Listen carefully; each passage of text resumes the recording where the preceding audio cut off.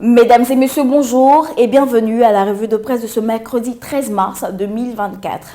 Commençons par Fraternité Matin qui informe que dès l'entame du carême musulman, le président de la République vient de faire un très grand geste à l'endroit de la communauté musulmane à travers un don de 740 tonnes de riz, de lait et de sucre. Toujours en manchette du quotidien pro-gouvernemental, les causes de la mort d'une ribambelle de poissons dans la lagune au niveau de Koumassi dévoilées. Il s'agit donc essentiellement de la pollution due aux eaux usées et aux sachets plastiques. Toute chose que corrobore le mandat qui barre sa grande une avec « Voici ce qui tue massivement les poissons dans la lagune ébriée ». Le ministre Assaoré qui s'y exprime prévient que la lagune ne doit pas être le réceptacle de toutes les ordures. Sur le plan politique, les lignes bougent et l'on prépare concomitamment les obsèques du président Konan Bédié. Dans cette veine, l'Inter nous apprend que la famille du défunt a transmis au président de la République le testament de l'illustre disparu. Le Temps révèle pour sa part que dans le cadre des dits obsèques, Laurent Gbagbo, qui a reçu hier la famille Bédié à son cabinet, a été officiellement informé.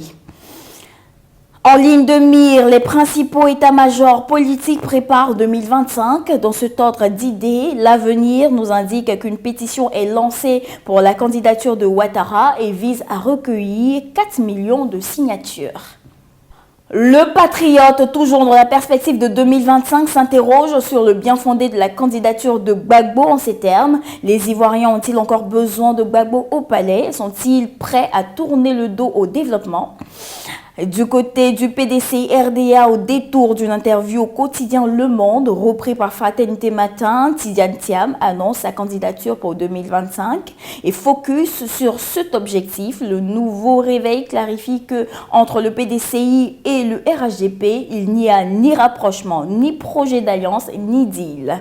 Toute chose que relativise Le Matin, qui se demande si entre le PDCI et le RHDP, la rivalité a-t-elle encore en sens. Le journal exhorte les deux camps à aller au-delà des mots et les bonnes intentions, surtout que prédit le quotidien l'expression le PDCI fonce vers un clash avec le PPACI. Dans un tout autre registre, maintenant, on veut de s'accorder sur les opérations de déguerpissement et d'assainissement dans le district d'Abidjan. L'intelligent d'Abidjan informe que Bakongo et les 13 maires se donnent un autre rendez-vous à Port-Boué. Et Soir Info, comme à l'accoutumée, nous sert du fait divers avec ce jour un militaire permissionnaire du 2e bataillon de Daloa qui a été retrouvé mort à Abidjan au domicile d'un ami. Et terminons à l'international avec une rencontre en gestation telle que nous le dit l'Inter entre Tshisekedi et Kagame. Et c'est tout pour cette actualité de ce mercredi 13 mars 2024. Nous vous donnons rendez-vous demain, même heure, même canal. D'ici là, portez-vous bien.